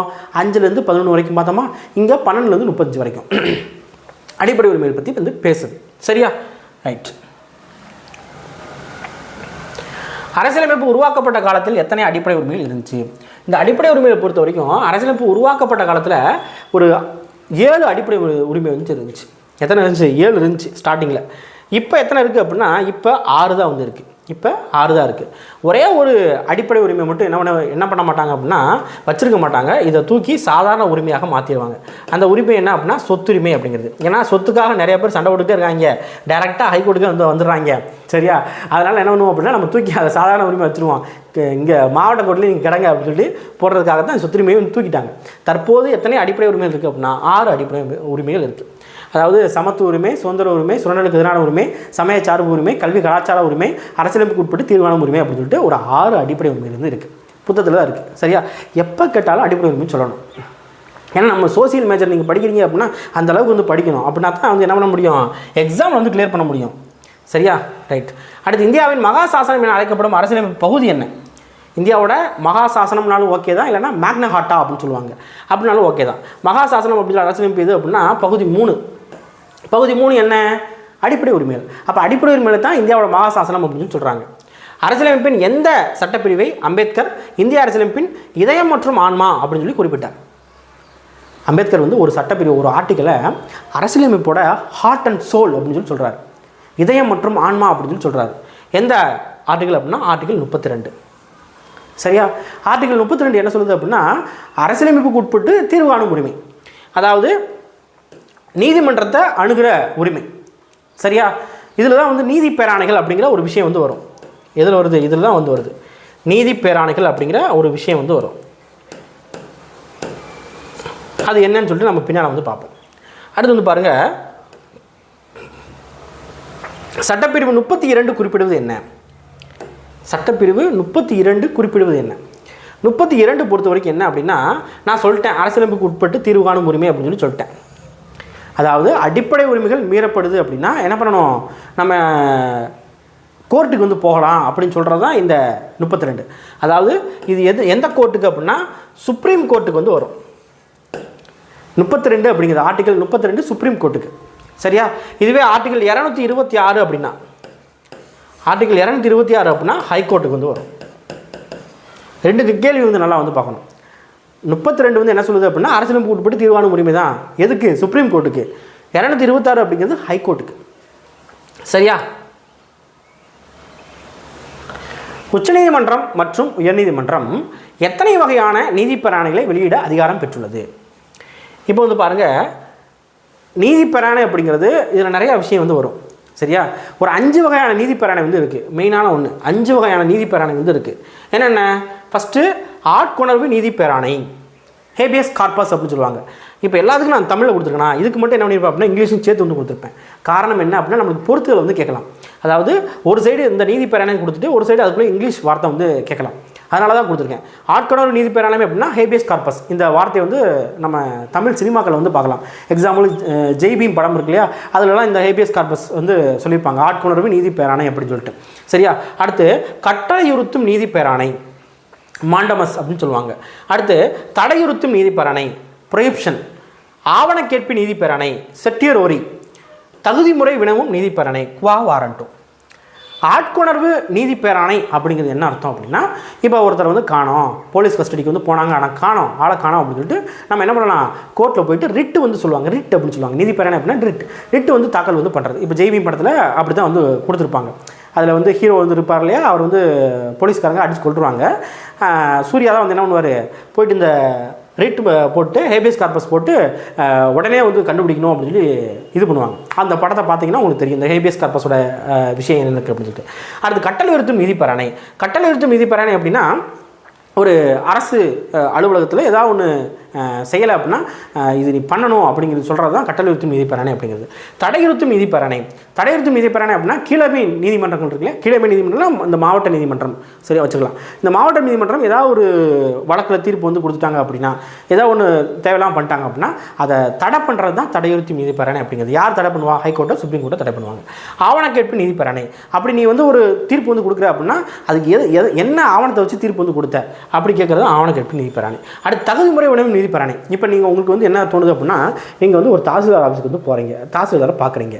ஆனால் அவருக்கு வந்து ஒரு கல்வி அறிவு இருக்கிற மாதிரியே வந்து உங்களுக்கு தெரியல, கல்வி அறிவு இருக்கிற மாதிரியே தெரில. அப்போ நீங்கள் யோசிப்பீங்களே, இவரெலாம் தாசில்தாரா அப்படின்னு யோசிப்பீங்களா? அப்போ என்ன பண்ணலாம் அப்படின்னா, நீங்கள் என்ன தகுதியில் இந்த நபரை இந்த போஸ்டிங்கில் வச்சுருக்கீங்க அப்படின்னு நம்ம வந்து கேட்கலாம். அதுக்கு பேர் தான் தகுதிமுறை வினவும் நீதி பேராணை அப்படிங்கிறது. அப்போ அவங்களுக்கு வந்து நம்மளுக்கு வந்து கண்டிப்பாக வந்து பதில் சொல்லித்தான் ஆகணும். இவரோட குவாலிஃபிகேஷன் இதுதான், இத்தனை வருஷம் வந்து எக்ஸ்பீரியன்ஸ் வந்து இருந்தார், அதனால தான் இந்த போஸ்டிங் வந்து இருக்காரு அப்படின்னு நம்மளுக்கு வந்து எக்ஸ்பிளைன் வந்து கொடுப்பாங்க. இதுதான் இந்த நீதி பேராணை அப்படிங்கிறது. அதனால தான் இந்த 32 இது எதில் வரும்? ஆர்டிகல் 32 வந்து வருது. அதனால தான் அம்பேத்கர் வந்து என்ன சொல்கிறார் அப்படின்னா ஹார்ட் அண்ட் சோல் அப்படின்னு சொல்லி சொல்கிறார். ரைட். அடுத்து சொத்துரிமை எந்த சட்டத்திட்டத்தின் படி அடிப்படை உரிமைகள் பட்டியலில் இருந்து நீக்கப்பட்டது? அதாவது சொத்துரிமை எந்த சட்ட திருத்தப்படி. இப்போ ஒரு சட்டத்தை திருத்து தான் என்ன பண்ணுவாங்க அப்படின்னா, உள்ளதை வந்து வெளியே கொண்டு வாங்க, வெளியே உள்ளதை உள்ளே கொண்டு வருவாங்க, வெட்டுவாங்க, ஒட்டுவாங்க, எல்லாமே வந்து பண்ணுவாங்க. அப்போ அதுக்கு பேர் தான் சட்ட திருத்தம் அப்படின்னு சொல்லுவாங்க. எந்த சட்ட அது ஒவ்வொரு இப்போ ஒரு விஷயம் வந்து பண்ணுறோமோ அதுக்கு முதல் சட்ட திருத்தம், 2வது சட்ட திருத்தம், 3வது சட்ட திருத்தம் அப்படின்னு சொல்லிட்டு அப்படியே வரிசையாக வந்து வரும். அந்த மாதிரி இது வந்து 44வது சட்ட திருத்தத்தில் வந்து இதை வந்து கொண்டு வந்தாங்க. அதாவது சொத்துரிமை என்ன பண்ணுறாங்க அப்படின்னா அடிப்படை உரிமையிலிருந்து சாதாரண உரிமைக்கு வந்து மாற்றுறாங்க. எப்போ? 44வது சட்டத்திட்டம் 1978. இப்போ சட்டத்திட்டத்தை பார்த்த உடனே நம்ம வந்து படித்தது ஞாபகத்துக்கு வரணும். நம்ம ஏற்கனவே ஒரு சட்டத்திட்டம் பார்த்தோமே என்ன அப்படின்னு ஞாபகத்துக்கு வரணும். என்ன பார்த்தோம்? 42வது சட்டத்திட்டம் பார்த்தோமா? நான் கூட சொன்னேன்னா 44 சட்டத்திட்டம் குட்டி அரசியலமைப்பு, குறு அரசியலமைப்புன்னு சொல்லுவாங்க சொன்னேன்னா, அப்போ 42 எந்த வருஷம்னு சொல்லி பார்க்கணும். 1976 அப்படியே ரீகால் வந்து பண்ணிக்கணும். இப்படி தான்ப்பா ரீகால் வந்து பண்ணணும். சும்மா நம்ம எடுத்தோம்னா ஷார்ட்கட் வச்சு படிச்சுக்கிட்டு இருந்துக்கோங்கண்ணே, கண்டிப்பாக வந்து ஷார்ட்கட் மட்டும் தான் ஞாபகம் இருக்கும், என்ன கண்டன்னு சொல்லி ஞாபகம் வந்து இருக்காது. சரியா? ரைட். ஓகே, இந்த 2 சட்ட திருத்தமுமே ரொம்ப ரொம்ப முக்கியமான சட்ட திருத்தம். சொத்துரிமை தற்போது எந்த பகுதியில் சட்ட உரிமையாக வைக்கப்பட்டுள்ளது? சாதாரண சட்ட உரிமையாக. இது எப்படி இருக்கும்? சாதாரண சட்ட உரிமையாக வந்து வைக்கப்பட்டிருக்கு. என்ன பண்ணியிருக்காங்க? ஆர்டிக்கிள், அதாவது அடிப்படை உரிமையிலேருந்து தூக்கி என்ன பண்ணிட்டாங்க அப்படின்னா பகுதி 12 சட்டப்பிரிவு 307 வந்து வச்சுட்டாங்க. ஆர்டிக்கிள் 307 வந்து வச்சுட்டாங்க. சரியா? ரைட். சட்டப்பிரிவு 352 குறிப்பிடுவது என்ன? இதெல்லாம் வந்து ரொம்ப ஈஸியான ஒன்று. சட்டப்பிரிவு 352 பற்றி பார்த்திங்க அப்படின்னா குடியரசுத் தலைவர் அவசர நிலை, இல்லை அப்படின்னா தேசிய அவசர நிலை அப்படின்னு சொல்லி சொல்லுவாங்க. ஆர்டிகல் 352. 356 வந்து பார்த்திங்க அப்படின்னா மாநில அவசர நிலை, மாநில அவசர நிலை, எமர்ஜென்சி அப்படின்னு சொல்லி சொல்லுவாங்க. ஆர்டிகல் 360 நிதி அவசர நிலை, நிதி அவசர நிலை. இந்த 3 அவசர நிலை நல்லா வந்து தெரிஞ்சுக்கணும். எப்போ கேட்டாலும் சொல்லணும். 352 தேசிய அவசர நிலை, 356 மாநில அவசர நிலை, 360 நிதி அவசர நிலை அப்படிங்கிறது. அரசு நெறிமுறை கோட்பாடுகள் எந்த பகுதியில் உள்ளது? அரசு நெறிமுறை கோட்பாடுகள் பொறுத்த வரைக்கும் பகுதி 4 வந்து உள்ளது. இப்போ உடனே வந்து ரீகால் வந்து பண்ணணும். பகுதி 2 நம்ம என்ன பார்த்தோம்? குடியுரிமை பார்த்தோமா? குடியுரிமை பார்த்தோம். பகுதி 3 வந்து என்ன பார்த்தோம்? அடிப்படை உரிமைகள் பார்த்தோம். அப்போ பகுதி 4 இப்போ எங்கே பார்க்குறோம்? அரசு நெறிமுறை கோட்பாடு அப்படின்னு சொல்லி பார்க்குறோம். அரசு நெறிமுறை கோட்பாடு இருக்கும்ல, இல்லை டைப்பிங் மிஸ்டேக். அரசு நெறிமுறை கோட்பாடு டிபிஎஸ்பி அப்படின்னு சொல்லுவாங்க. பகுதி 4 வந்து இருக்குது. அதுமாதிரி ஆர்டிகல் வந்து பார்த்திங்கன்னா 36லேருந்து 51 வரைக்கும் இருக்குது. நம்ம இப்போ இதுக்கு முன்னால் என்ன பார்த்தோம்? ஆர்டிகல் 5லேருந்து 11 வரைக்கும் குடியுரிமையை பார்த்தோமா?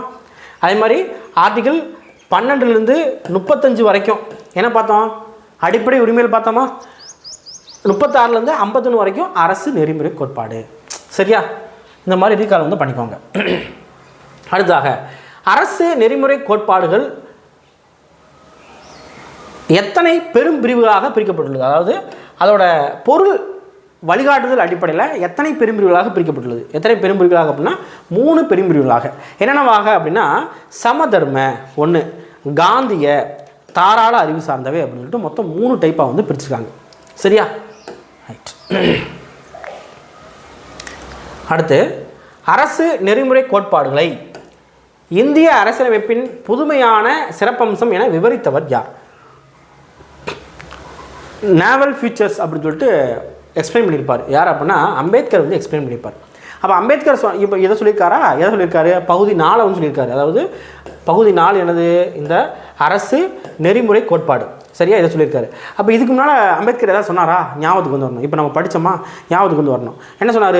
ஆர்டிகல் 32 இருக்கா? அது சொன்னாரா? ஹார்ட் அண்ட் சோல் அப்படின்னு சொன்னாரா? இதயம் மற்றும் ஆன்மா அப்படின்னு சொன்னாரா? அப்படின்னு ஞாபகப்படுத்திக்கோங்க. ஓகேவா?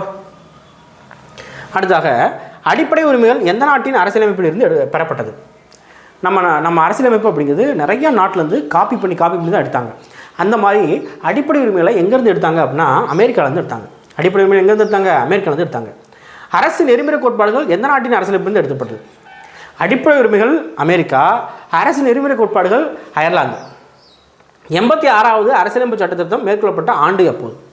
86வது அரசியலமைப்பு சட்ட திருத்தம் 86. நல்லா மைண்ட் வச்சுக்கோங்க. 2002.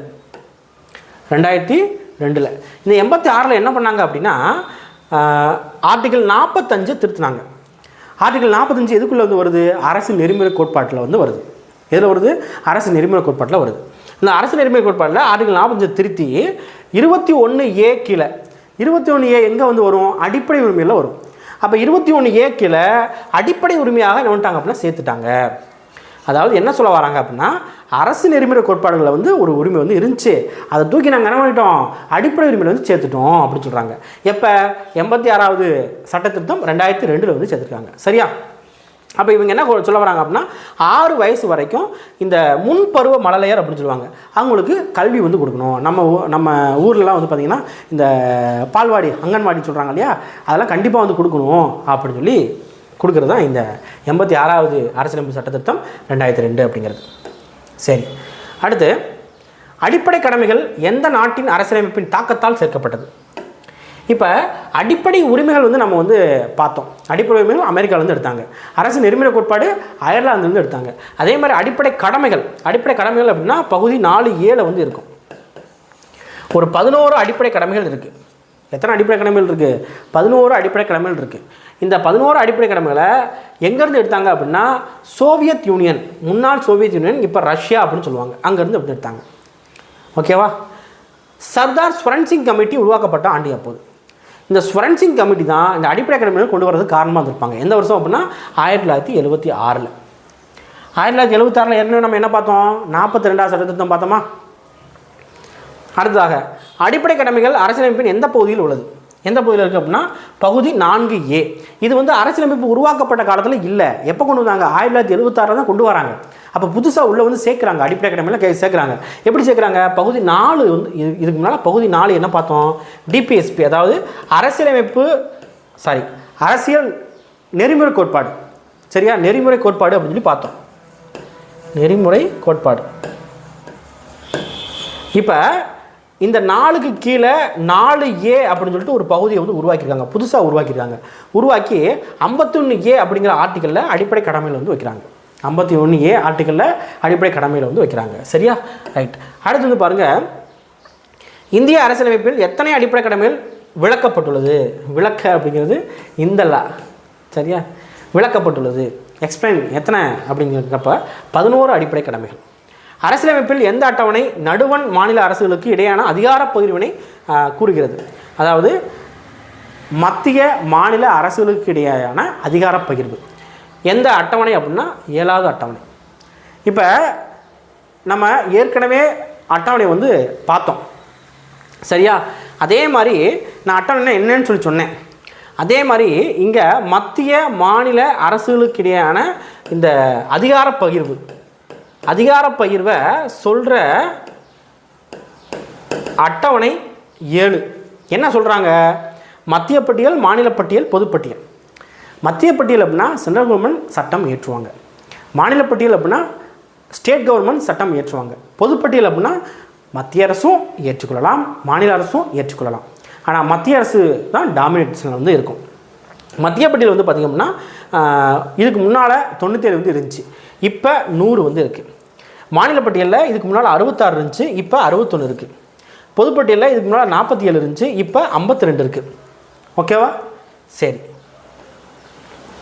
அடுத்ததாக எந்த சட்ட திருத்தத்தின் அடிப்படையில் மாநில பட்டியலில் இருந்து 5 துறைகள் பொதுப்பட்டியலுக்கு 1976 மாற்றப்பட்டது? எந்த சட்டத்திட்டம் அப்படின்னு கேட்குறாங்க. நான் என்ன சொன்னேன்? ஏற்கனவே ஒரு குட்டி அரசியலமைப்பு அப்படின்னு சொல்லிட்டு ஒரு சட்டத்திட்டம் சொல்லுவாங்க அப்படின்னு சொன்னேன். எந்த சட்டத்திட்டம்? 42வது சட்டத்திட்டம். இந்த 42வது சட்டத்தின் அடிப்படையில் தான் என்ன பண்ணுறாங்க அப்படின்னா மாநில பட்டியலில் இருந்துச்சு, அதை தூக்கி என்ன பண்ணுறாங்க? பொதுப்பட்டியலுக்கு மாற்றுறாங்க. எத்தனை துறைகள்? ஒரு 5 துறைகள். என்னென்ன? கல்வி, காடுகள், எடைகள் மற்றும் அளவுகள், பறவைகள் மற்றும் வனவிலங்கு பாதுகாப்பு, உச்சநீதிமன்றம், உயர்நீதிமன்றம் அமைப்புகளை தவிர பிற நீதிமன்றங்களில் நீதி நிர்வாகம். இது எல்லாமே வந்து பார்த்திங்கன்னா இங்கேருந்து, அதாவது மாநில பட்டியலிருந்து பொதுப்பட்டியலுக்கு வந்து மாற்றுறாங்க. சரியா? ரைட். இந்திய அரசியலமைப்பு சட்டத்தில் எந்த பகுதி நடுவண் மாநில அரசுகளின் நிதி சார்ந்த உறவுகளை பற்றி கூறுகிறது?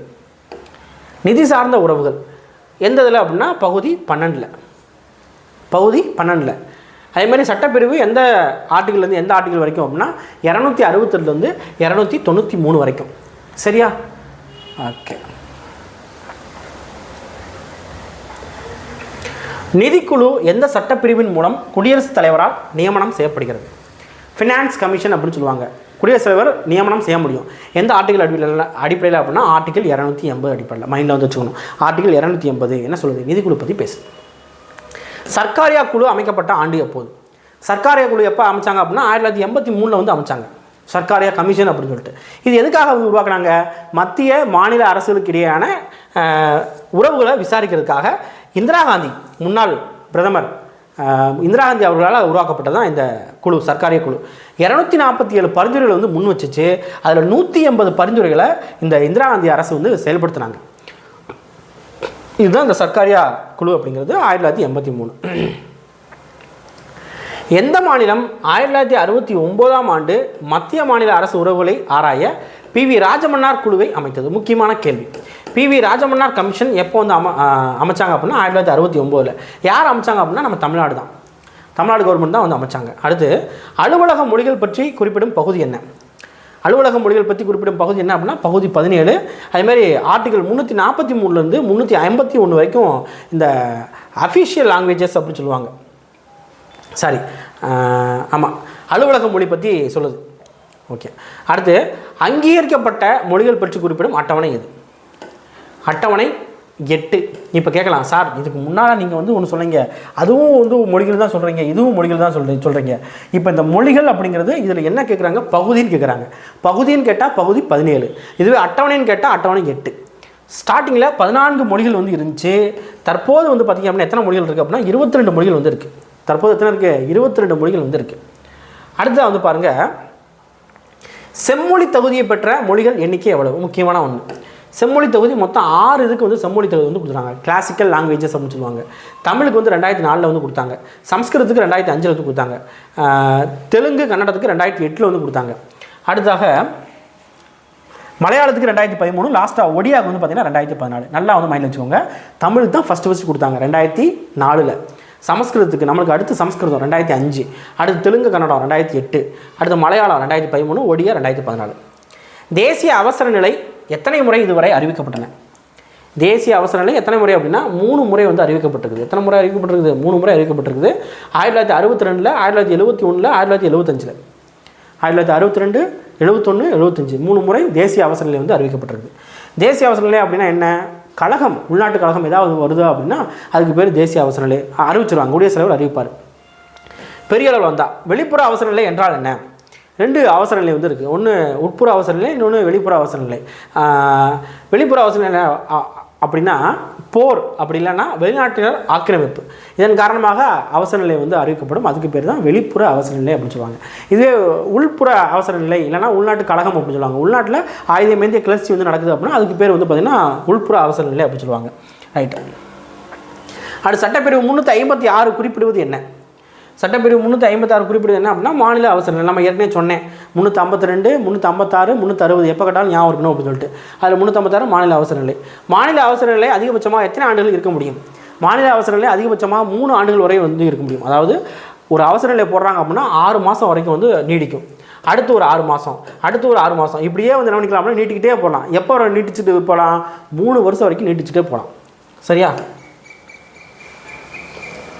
இந்தியாவில் முதல் முறையாக எந்த மாநிலத்தில் குடியரசுத் தலைவர் ஆட்சி அமல்படுத்தப்பட்டது? குடியரசுத் தலைவர் ஆட்சினா மாநில அவசர நிலை எந்த மாநிலத்தில் ஃபஸ்ட்டு கொண்டு வந்தாங்க அப்படின்னு சொல்லி கேட்டிருக்காங்க.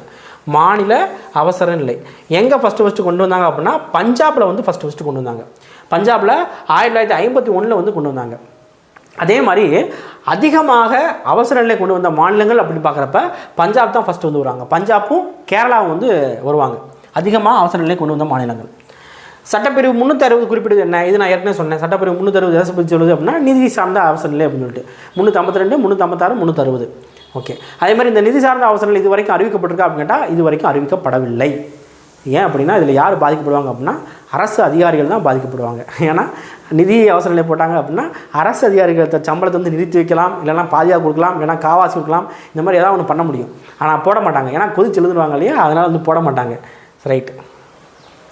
அரசியலமைப்பு சட்ட திருத்தம் பற்றி குறிப்பிடும் சட்டப்பிரிவு என்ன? சட்ட திருத்தம் அப்படின்னா அந்த சட்டத்தை திருத்துறது. அதுக்கு எந்த ஆர்டிகல் அப்படின்னா சட்டப்பிரிவு 368, மறக்கக்கூடாது, 368. அதுமாதிரி பகுதி 20 அப்படிங்கிறது. பகுதி எந்த பகுதியில் இருக்குது? 20 அப்படிங்கிற பகுதியில். அடுத்தா அரசியலமைப்பு சட்ட திருத்தம் செய்யும் போது அவைக்கு வந்து வாக்களித்தவர்களில் எத்தனை பங்கிற்கு குறையாமல் மசோதாவிற்கு ஆதரவாக வாக்களித்தால் மட்டுமே குடியரசுத் தலைவர் ஒப்புவதற்காக அனுப்பப்பட வேண்டும். அதாவது ஒன்றும் இல்லைப்பா, அரசியலமைப்பு சட்ட திருத்தம் அப்படிங்கிறது பண்ணுவாங்க. ஃபஸ்ட்டு வந்து எங்கே கொண்டு வராங்க அப்படின்னா லோக்சபாவில் கொண்டு வருவாங்க. லோக்சபா அப்படின்னா மக்களவை. அடுத்து ராஜ்யசபாவில் கொண்டு வருவாங்க. ராஜ்யசபா அப்படின்னா மாநிலங்களவை. இந்த ரெண்டுலேயுமே வந்து பார்த்திங்கன்னா 3ல் 2 பங்கு. சரியா? 3ல் 2 பங்கு மெஜாரிட்டி நிரூபிக்கணும். அதாவது ஒத்துக்கணும், அந்த சட்டத்திட்டத்துக்கு ஒத்துக்கணும். அப்படின்னா தான் எங்கே போக முடியும்? குடியரசுத் தலைவரோட ஒப்புதலுக்காக வந்து போக முடியும். இங்கே ஒத்துக்கலை அப்படின்னா குடியரசுத் தலைவருக்கு போக முடியாது. அதே மாதிரி குடியரசுத் தலைவருக்கு ஒப்புதலுக்கு அனுப்பிட்டாங்க அப்படின்னா குடியரசுத் தலைவர் என்னைக்கு செயல்படுறாரோ அன்றைக்கே சட்டமாக்கப்பட்டுவிடும். அடுத்ததாக சட்டப்பிரிவு 368 எத்தனை வகைகளில் அரசியலமைப்பு சட்டத்திட்டங்களை செய்ய வழிவகுக்கிறது? இப்போ ஆர்டிகல் 368னா என்ன பார்த்தோம்? சட்டத்திட்டம் அப்படின்னு சொல்லி பார்த்தோம். இது எத்தனை வழிகளில் வந்து பண்ணலாம்? எத்தனை வழியில் பண்ணலாம் அப்படின்னா 3 வழிகளில் வந்து பண்ணலாம். என்னென்ன? நாடாளுமன்ற சாதாரண அறுதி பெரும்பான்மை, நாடாளுமன்ற சிறப்பு அறுதி பெரும்பான்மை. நாடாளுமன்றத்தோட சிறப்பு அறுதி பெரும்பான்மையோட பாதிக்கும் மேற்பட்ட மாநில சட்டமன்றங்களோட ஒப்புதலை பெறுவதன் மூலமாக. சரியா? இப்போ சாதாரண அறுதி பெரும்பான்மை அப்படின்னா அவைக்கு வந்திருக்காங்களா அவங்கள பாதிக்கு மேலே வந்து அக்செப்ட் பண்ணால் போதும். சிறப்பு அறுதி பெரும்பான்மை அப்படின்னா 3/2 பங்கு வந்து அக்செப்ட் பண்ணணும். சிறப்பு அறுதி பெரும்பான்மை கூடவே பாதிக்கும் மேற்பட்ட மாநில சட்டமன்றங்களோட ஒப்புதல் வந்து வாங்கணும். அது வந்து 3வது டைப். சரியா? இப்போ இந்த 2 வரைக்கும் வந்து சட்டத்திட்டம் கொண்டு வரலாம். இதெல்லாம் வந்து பார்த்திங்க அப்படின்னா சட்டத்திட்டம் கொண்டு வரது கஷ்டமான ஒன்று. ஏன்னா எல்லாமே அக்செப்ட் பண்ணால் தான் இது வந்து நடக்கும். அடுத்து சிறு அரசியலமைப்பு என அறியப்படும் சட்டத்திட்டம் என்ன? நம்ம ஏற்கனவே பார்த்துட்டோம். 42வது சட்டத்திட்டம் அப்படின்னு சொல்லிட்டு. அடுத்து MN வெங்கடாச்சலையா குழு எந்த ஆண்டு உருவாக்கப்பட்டது? வெங்கடாச்சலையா எந்த ஆண்டு அப்படின்னா 2000 ஆண்டு. சரியா? 2000 ஆண்டு. வெங்கடாச்சலபதி திருப்பதிக்கு போக 2000 வந்து வேணும். மைண்டில் வந்து வச்சுக்கோங்க. வெங்கடாச்சலபதி திருப்பதிக்கு போக 2000 வந்து வேணும். ஸோ வெங்கடாச்சலையா குழு வந்து பார்த்திங்கன்னா 2000வது ஆண்டு வந்து உருவாக்கப்பட்டது. இது எதுக்காக? அரசியலமைப்பு செயல்பாடு குறித்து ஆய்வு செய்வதற்காக வந்து உருவாக்கப்பட்டது. பூஞ்சி ஆணையம் பூஞ்சி ஆணையம் எந்த ஆண்டு உருவாக்கப்பட்டது? பூஞ்சி ஆணையம் எப்போ அப்படின்னா ஏப்ரல் 2007 வந்து உருவாக்கப்பட்டது. 2007 ரைட்டு. 7 மணி ஆனால் என்னாகும்? பூச்சி வர ஆரம்பிக்கும். சரியா? அதுக்காக 7னா வெறும் 7 வந்து ஞாபகம் 2007 அப்படிங்கிறது. சரி, அடுத்து இது எதுக்காக வந்து ஆரம்பித்தாங்க அப்படின்னா கவர்மெண்டோட பல்வேறு நிலைகள் அவற்றுக்கான தொடர்பு பங்களிப்பு இதை வந்து ஆராயணும் அப்படிங்கிறதாக ஒரு 3 நபர்கள் கொண்ட குழு ஆராய்ச்சி வந்து பண்ணாங்க. அதுதான் பூஞ்சி ஆணையம் அப்படிங்கிறது. அடுத்ததாக வந்து பாருங்கள் பூஞ்சி ஆணையம். ஓகே, அடுத்து சட்டத்தின் முன் அனைவரும் சமம் என்று குறிப்பிடும் சட்டப்பிரிவு எது? இது வந்து எதில் வரும் அப்படின்னா அடிப்படை உரிமைகளில் வந்து வரும். எதில் வரும்? அடிப்படை உரிமைகளில் வந்து வரும். அடிப்படை உரிமைகள் வரும். சட்டத்தின் முன் அனைவரும் சமம். ஆர்டிகல் 14 வந்து சட்டத்தின் முன் அனைவரும் சமம் அப்படின்னு சொல்லுது. சரியா? ஆர்டிகல் 15 அதே மாதிரி இது எதில் வரும் அப்படின்னா சமத்துவ உரிமையில் வந்து வரும்.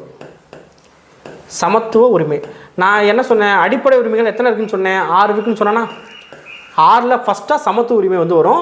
ஆர்டிகல் 14 18 வரைக்கும். ஆர்டிகல் 14 18 வரைக்கும் இந்த சமத்துவ உரிமையில் வந்து வரும். 14 வந்து பார்த்திங்க அப்படின்னா சட்டத்தின் முன் அனைவரும் சமம். அடுத்து 15 வந்து பார்த்திங்க அப்படின்னா பாகுபாடு காட்டக்கூடாது. அதாவது மதம், இனம், சாதி, பாலினம், பிறப்பிடம் இந்த 5 அடிப்படையில் பாகுபாடு வந்து காட்டக்கூடாது. சரியா? அடுத்து ஆர்டிகல் 16 பொது வேலைவாய்ப்பில் சம வாய்ப்பு கொடுக்கறது. கேட்கலாம், பொது வேலைவாய்ப்புனா கவர்மெண்ட்டோட தானே, இதில் எங்கே சம வாய்ப்பு கொடுக்குறாங்க அப்படின்ட்டு. சம வாய்ப்புனா அந்த காலத்தில் ஒரு குறிப்பிட்ட சில நபர்கள் தான் அரசு வேலைக்கு போக முடியும் அப்படிங்கிற ஒரு இது வந்து இருந்துச்சு. அதை வந்து மாற்றணும், எல்லாருக்கும் வாய்ப்பு வந்து கொடுக்கணும். சரியா? அதுதான் வந்து என்ன அப்படின்னா பொது வேலைவாய்ப்புல சம வாய்ப்பு அளித்தல் அப்படிங்கிறது. ஆர்டிகல் 17 தீண்டாமை ஒழிப்பு, அபாலிஷன் ஆஃப் அன்டச்சபிலிட்டி. தீண்டாமை ஒழிப்பு அப்படின்னா தீண்டாமை ஒரு பெருங்குற்றம், ஒரு பாவச்செயல் அப்படின்னு படிக்கிறீங்க இல்லையா? ஒருத்தனை வந்து பிறப்பின் அடிப்படையில் தீண்டாமை வந்து பண்ணக்கூடாது. அதுதான் ஆர்டிகல் 17 அப்படிங்கிறது. அப்படி பண்ணால் என்ன பண்ணுவாங்க? டேரெக்டாக வந்து என்ன பண்ணுவாங்க அப்படின்னா கேஸ் வந்து ஃபைல் பண்ணுவாங்க. ஓகே, அடுத்து ஆர்டிகல் 18 வந்து பார்த்திங்க அப்படின்னா இராணுவம் மற்றும் கல்விசார் பட்டங்களை தவிர பிற பட்டங்களை நீக்குதல் அப்படிங்கிறது. அந்த காலத்தில் சர் பட்டம், திவான் பட்டம், கலவல் பட்டம், இந்த மாதிரி நிறையா கலவல் பட்டம் வராது, நிறையா பட்டம் வந்து பார்த்திங்க அப்படின்னா பிரிட்டிஷ்காரங்க வந்து கொடுத்துருந்தாங்க. அந்த பட்டம்லாம் போடக்கூடாது, ஒன்லி என்ன பண்ணணும்? இராணுவ பட்டம் வந்து வச்சுக்கலாம், இல்லை அப்படின்னா கல்வி பட்டம் வச்சுக்கலாம் அப்படின்னு சொல்கிறது தான் இந்த ஆர்டிகல் 18. அடுத்து ஆர்டிகல் 19 குறிப்பிட்ட உரிமை என்ன அப்படின்னு கேட்பாங்க. இந்த 19 வந்து பார்த்திங்க அப்படின்னா எதில் வரும் அப்படின்னா சுதந்திர உரிமையில் வந்து வரும். சுதந்திர உரிமையை பொறுத்த வரைக்கும் ஆர்டிகல் 19 22 வரைக்கும், 19 22 வரைக்கும் சுதந்திர உரிமை. சரியா? 19 என்ன? ஒரு 6 உரிமை வந்து இதில் வந்து பேசுவாங்க. பேச்சுரிமை, கருத்து தெரிவிக்கும் உரிமை, அமைதியான முறையில் கூடும் உரிமை, சங்கம் தொடங்க உரிமை, இந்திய நாட்டிற்குள் விரும்பிய இடத்தில் வசிக்கும் தொழில் செய்யும் உரிமை அப்படிங்கிறது. அடுத்து ஆர்டிகல் 20 என்ன சொல்கிறாங்க அப்படின்னா குற்றஞ்சாட்டப்பட்ட நபர்களுக்கான உரிமை. சரியா? தண்டனையிலிருந்து பாதுகாப்பு பெறும் உரிமை. ஆர்டிகல் 21 வாழ்க்கை மற்றும் தனிப்பட்ட சுதந்திர உரிமை, அதாவது தனிநபர் சுதந்திர உரிமை அப்படின்னு சொல்லுவாங்க. இதுக்கு ஆர்டிகல் 21. 21 நம்ம ஏற்கனவே பார்த்தோம், தொடக்க கல்வி பெறும் உரிமை அப்படின்னு சொல்லிட்டு. 22 சில வழக்குகளில் கைது செய்து பொதுக்காவலில் தடுப்பு காவலில் வைப்பதற்கு எதிரான உரிமை. இப்போ கேட்கலாம், சார் இத்தனை ஆர்டிகல் வருதுலாம் நான் வந்து எப்படி படிக்கிறது அப்படின்னு சொல்லிட்டு. திரும்ப சொல்கிறேன், ரிப்பீட் பண்ணுங்கள், அவ்வளோதான். ரிப்பீட் பண்ணிக்கிட்டே இருங்க, கண்டிப்பாக வந்து மைண்டில் வந்து உட்காந்துடும். எப்போ கேட்டாலும் உங்களால் சொல்ல முடியும் ஆப்ஷன் பார்க்குறப்ப. அடுத்து சுரண்டலுக்கு எதிரான அடிப்படை உரிமை குறிப்பிடும் சரத்துகள் என்ன? ஆர்டிகல் 23 24 என்ன சொல்லுது அப்படின்னா சுரண்டலுக்கு எதிரான ஒரு உரிமை பற்றி பேசுது. சரியா? 23 என்ன சொல்லுது அப்படின்னா கொத்தடிமை முறை ஒழிப்பை பற்றி பேசுது. 24 என்ன சொல்லுது அப்படின்னா குழந்தை தொழிலாளர் முறையை வந்து தடுக்கிறது. இப்போ கொத்தடிமை முறையை ஒழிப்பு அப்படின்னா யாராவது கம்மியான சம்பளத்தில் வந்து ஒருத்தவங்களோட வேலை வந்து பார்க்குறாங்க, அவங்கள ரொம்ப டார்ச்சர் பண்ணுறாங்க அப்படின்னா அதுக்கு பேர் தான் கொத்தடிமை அப்படிங்கிறது. பரதேசி படம் பார்த்தீங்கன்னா உங்களுக்கு தெரியும். குழந்தை தொழிலாளர் முறை, சின்ன குழந்தைகளை வந்து என்ன பண்ணக்கூடாது அப்படின்னா வேலைக்கு வந்து வைக்கக்கூடாது. அடுத்து எந்த ஒரு சமயத்தினை ஏற்கவும் பின்பற்றவும் பரப்பவும் உரிமை அரசியலமைப்பின் எந்த அடிப்படையில் எந்த சட்டப்பிரிவில் கூறப்பட்டுள்ளது? ஆர்டிகல் 25. நம்ம இந்தியாவுக்குள்ளே எந்த மதத்தை வேணால் நீங்கள் வந்து ஃபாலோ பண்ணலாம், பின்பற்றலாம், வழிமுறைகலாம், என்ன வேணால் பண்ணலாம். அது உங்களுக்கு வந்து உரிமை வந்து இருக்குது. என்ன அப்படின்னா ஆர்டிகல் 25. இப்போ சப்போஸ் நீங்கள் வந்து இந்துவாக இருக்கீங்க, நீங்கள் முஸ்லீம் இதுக்கு வந்து மாறணும்னு நினைக்கிறீங்க, ஆனால் உங்களை வந்து விடமாட்டேங்கிறாங்கன்னு வச்சுக்கோங்களேன், நீங்கள் என்ன பண்ணலாம், இந்த ஆர்டிகல் 25 வச்சு டேரெக்டாக வந்து கோர்ட்டுக்கு வந்து போகலாம். ஆர்டிகல் 26 சமய விவகாரங்களை நிர்வகிக்கிற உரிமை. அந்தந்த சமயம் அவங்க விவகாரங்களை வந்து நிர்வகிக்கலாம் அப்படிங்கிறது. ஆர்டிகல் 27 எந்த ஒரு மதத்தை பரப்புறதுக்கு வரி செலுத்தாமல் இருக்க உரிமை. இப்போ கோயிலில் வந்து குழு ஊற்றுறாங்க, காசு கொடுக்க அப்படின்ட்டா கொடுக்கணும்னு அவசியம் இல்லை. இல்லை கிறிஸ்டியன்லேருந்து காசு கொடுக்குன்னு கேட்டால் கொடுக்கணும்னு அவசியம் இல்லை. முஸ்லீம்லேருந்து காசு கொடுக்குன்னு கேட்டால் கொடுக்கணும்னு அவசியம் இல்லை. அது உங்களோட தனிப்பட்ட உரிமை. சரியா, நீங்கள் நினச்சா கொடுத்துக்கலாம். அடுத்து ஆர்டிகல் 28 மதம் சார்ந்த கல்வி நிறுவனங்களில் ஒரு கூட்டம் வந்து நடத்துகிறாங்க அப்படின்னா அதை கலந்து கொள்ளாமல் இருந்துக்கலாம். இப்போ ப்ரேயர் வந்து நடத்துகிறாங்க, கிறிஸ்டின் ஸ்கூல் வந்து இருக்காங்க, முஸ்லீம் ஸ்கூல் இருக்காங்க, இல்லைனா இந்து ஸ்கூல் இருக்குன்னு வச்சுக்கோங்களேன். நீங்கள் வேறு மதத்தில் வந்து இருக்கீங்க, ஆனால் உங்களுக்கு பிடிக்கல, நீங்கள் வந்து போகணும்னு சொல்லி அவசியம் வந்து கிடையாது. அதுதான் இந்த ஆர்டிகல் 28 அப்படிங்கிறது. அடுத்ததாக கல்வி கலாச்சார அடிப்படை உரிமைகளை குறிப்பிடும் சட்டப்பிரிவு எவை? கல்வி கலாச்சார உரிமை வந்து ஆர்டிகல் 29 30 வரைக்கும். சரியா, இப்போ இதுக்கு முன்னால் 25 28 வரைக்கும் இருக்கு இல்லையா, அது வந்து சமய உரிமை. இந்த 25 28 வரைக்கும் சமய உரிமை. இது வந்து கல்வி கலாச்சார உரிமை. 29 30. 29 வந்து பார்த்திங்க அப்படின்னா சிறுபான்மையினர் இருப்பாங்க இல்லையா, இப்போ முஸ்லீம்னா சிறுபான்மையினர், அப்போ அவங்களோட எழுத்து மொழி கலாச்சார பாதுகாப்பு பண்ணுறது தான் இந்த சிறுபான்மையினர் பாதுகாப்பு 29. 30 வந்து பார்த்திங்க அப்படின்னா சிறுபான்மையினோட கல்வி நிறுவனங்களோட நிர்வகிக்கிற உரிமை தான் ஆர்டிகல் 30 அப்படின்னு சொல்லுவாங்க. சரியா, இப்போ என்ன பண்ணிட்டோம் அப்படின்னா முதல் பாடத்தில் ஒரு 73 கேள்வி தான். இப்போ நான் நடத்துறது தான் கொஞ்சம் நேரம் வந்து எடுத்துக்கிடுச்சு. ஆனால் நீங்கள் ஒன்ஸ் நீங்கள் பார்த்துட்டு அதுக்கப்புறம் நீங்கள் வந்து திரும்ப படிக்கிறீங்கன்னு வச்சுக்கோங்களேன், இந்த 73 கேள்வியில் அந்த பாடத்தையே வந்து அடைக்கலாம். நீங்கள் வந்து திரும்ப வந்து புக்கை வந்து புரட்டணும் அப்படின்னு சொல்லி அவசியம் இல்லை. இது தெரிஞ்சுக்கிட்டாலே போதும், அந்த புக்கில் உள்ள அந்த கண்டென்ட் ஃபுல்லாக வந்து கவர் ஆயிடுச்சு. சரியா, நம்ம எக்ஸ்ட்ரா தான் வந்து பார்த்துருக்கோம். ஓகேவா, ரைட். இப்போ இந்த இதில் வந்து இந்த கிளாஸில் வந்து நம்ம என்ன பண்ணிக்கோம் அப்படின்னா பாடம் மட்டும் நம்ம வந்து தெளிவாக வந்து பார்த்துருக்கோம். இதை மட்டும் நல்லா வந்து படிச்சுக்கோங்க. ஸோ இந்த மாதிரி தான் வந்து நம்ம என்ன பண்ண போகிறோம் அப்படின்னா கிளாஸ் வந்து நம்ம பேட்ச் வந்து கொடுக்க போகிறோம். தேவைப்படுறவங்க நீங்கள் வந்து ஜாயின் பண்ணிக்கலாம். சரியா?